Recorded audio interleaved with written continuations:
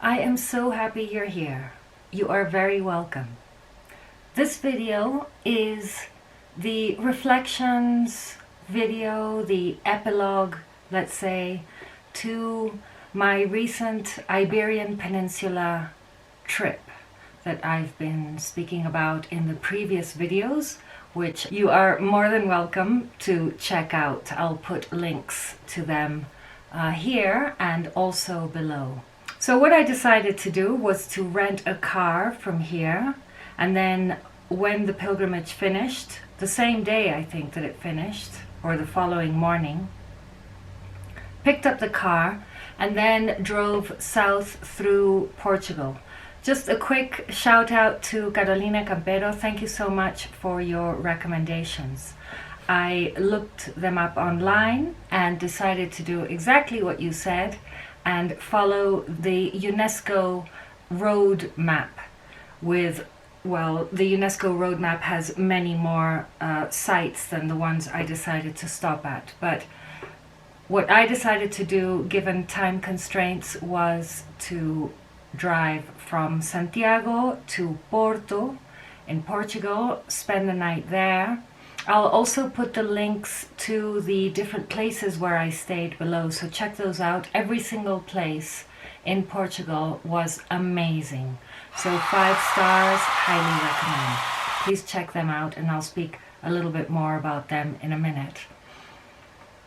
But so it was an evening in Porto, and then the following day I drove down to Coimbra, and then the following day down to Lisbon via Fátima and Óbidos, a little walled town, medieval walled town, amazing also. And then I kind of looped around and drove back to Madrid via Toledo and stayed in Madrid for 3 nights.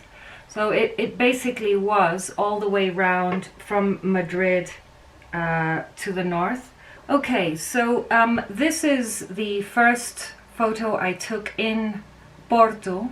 I arrived in the evening because even though I left at about 11 o'clock from Santiago, I mistakenly, although I had heard that the roads in Portugal are very different from the roads in Spain, and you know, you've got to watch out with the tolls, and I didn't know really what to expect, so I switched off the routes that would take me on motorways in Portugal from the GPS that was in the car.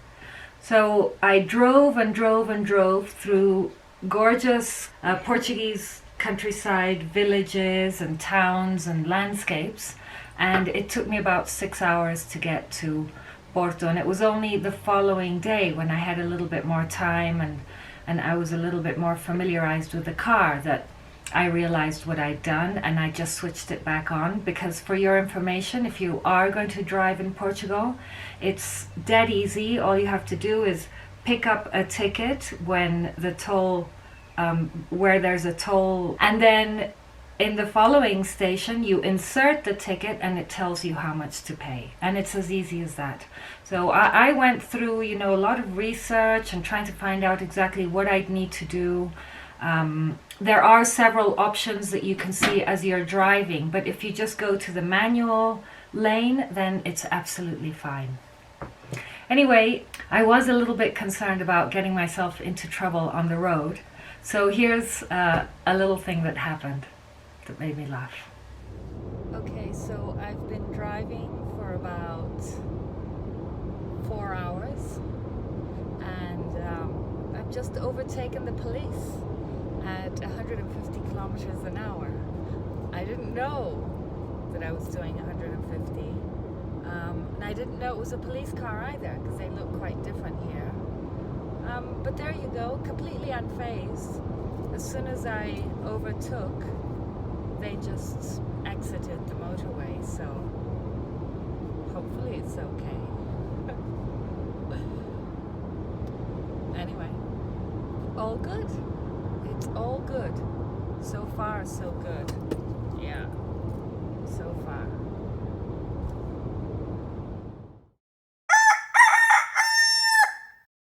So one thing you might be wondering is, well, why Portugal? And well, there isn't a single answer. But one of the answers is that I lived in Brazil when I was a kid. We moved there when I was about 6 or 7, and we lived there until I was about 11 or 12. And so in my mind, at least, I speak perfect Portuguese. But of course, the reality is that I don't speak it very well at all.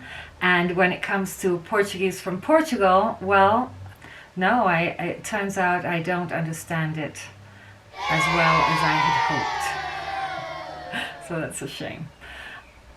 Another reason is that I lived in England for the best part of 10 years, and in those 10 years I was never able to go to Portugal, even though it was one of my mother's favorite countries. She loved it when she went, and she always spoke highly of it. And then I lived in the UK, and I just never got myself over. So that was another reason. And then it just seemed like a good idea. I love driving, and I thought, well, you know, since I'm going to do more than like a 3/4 loop to Santiago, instead of just getting a plane and flying to Madrid or getting a train or something, well, why don't I have myself a solo road trip, which I really enjoy. So that's how it was. So it takes me 6 hours to get to Porto, and I'm a little bit nervous with this chunky car and in the narrow streets once I entered Porto. But thankfully, Gabriela and Pedro were so kind. The place where I stayed is called Domus 21 Formosa, and the flat was absolutely amazing. It was spotless. Pedro was very kind and practically came to pick me up at the parking lot, because it's just sort of down to the corner of the street and then half a block away. I guess that most people who go and stay there don't have a car, but I did. So it was important that everywhere I stayed in Portugal had access to safe parking. And so Pedro came to pick me up, and he took me around to the flat and he showed me around, and like I say, it was top notch. So definitely recommend Domus 21 Formosa with Gabriela and Pedro, link below. And that same day, here are a few photos that I took that evening. It really is a shame that the stay was so short in Porto, but somehow, like in the back of my mind, I knew that it would kind of be that way, that it would be a short stay in Porto and then a little bit of a longer stay in Coimbra and then an even longer stay in Lisbon. So as I'm driving between Porto and Coimbra the following day, the thoughts that are going through my head have to do with the group, the Sangha, that I've just left in Santiago. And I'm thinking about how it is that I had this expectation that we would all be friends, that we would all get along like a house on fire, and how it ended up not being that way in reality. So I think that my expectation came from one of the mindfulness trainings that I read regularly, that speaks about the 4 elements of true love. So the 4 elements of true love are loving kindness and joy and compassion, and then this one, which is inclusiveness. Now, this idea of inclusiveness is, you know, it's been quite elusive for me to understand what that means, because you know, it has to do with non-discrimination, and it also has to do with our tendency to attach, or to have lots of attachments to things and to people and to the question, whatever is pleasurable, and to reject or avert anything that we find unpleasant, right? So according to Buddhist philosophy, that trait that we all have, to attach to what we like and avert what we don't like, generates a lot of suffering for ourselves and for others. So the practice is to practice non-attachment and non-aversion. In other words, to be less reactive. Now, the question of being less reactive, I do understand, but when it comes to deeper attachment and aversion, then I can see it playing out in the field of, you know, a group where I can immediately sense my own, say, attraction towards certain people in the group and my aversion towards others. So I recognize that, even though when we first began at the beginning, say in Madrid, I feel that I was quite open and happy to engage with everyone, but then as the pilgrimage progressed, then, you know, then things kind of fell into place and some people got along better than others, and so this is what was playing in my mind.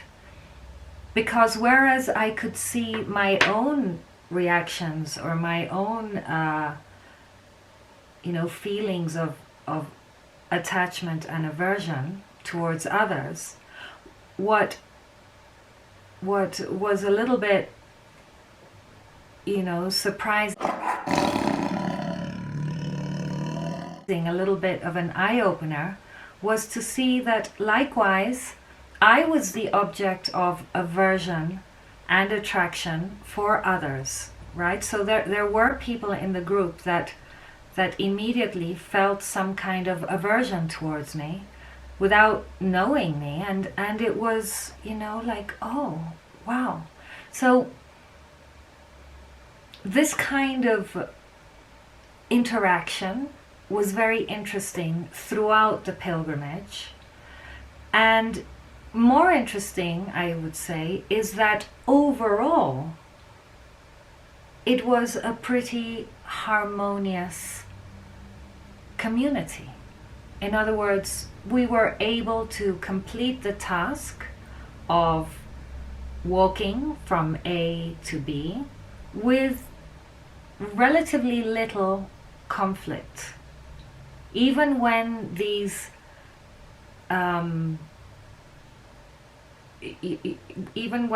interactions were taking place. This is what I recorded at the time. Just thinking back now to some of the retreats I've taken and this question of community, and it comes to me that, you know, creating community doesn't mean making new best friends. You know, I'd say most of the people that I've created community with over the last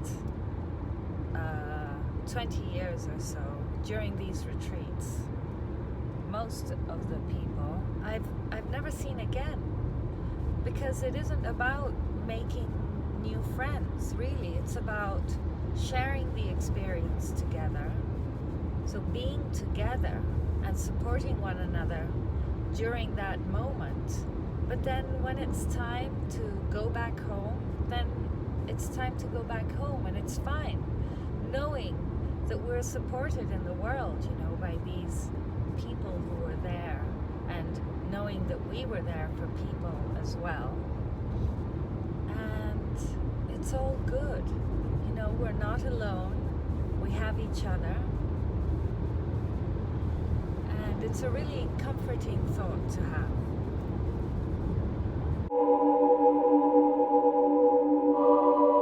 Moving on to my arrival in Coimbra, and at Coimbra I stayed at Sofia Residences, and it was really lovely to stay there as well. The room was spotless. I was attended very, very well by Bruno, and I especially liked the tile design in the lavatory. And it was very comfortable, so I definitely recommend Sofia Residences in Coimbra as well. Links below. I had heard about fado, this kind of nostalgic, folky music, and so I walked down the streets of Coimbra the day that I arrived. It was a short drive of a couple of hours maybe between Porto and Coimbra. Parked the car, got myself settled in the lovely flat, then walked around, and here are some of the sights. Coimbra, a lovely place. I thought it was picturesque and the people were so kind. And that's what I have to say about the whole of Portugal, is that everybody in Portugal is so nice. So yes, definitely recommend. Go to Portugal, it's beautiful. And the rest is still to come. I think I filmed enough for a part 1, Epilogue part 1, Reflections part 1. Please make sure you come back for part 2. I've already filmed a lot of it, but it's just going to make this video, this one, too long. So please come back for part 2, and we'll leave it there for now. But definitely Porto and Coimbra, great places. It was such a period, a precious period of reflection, of introspection, of just really enjoying every moment, and I want to share it with you. So I'll see you soon with part 2. Bye!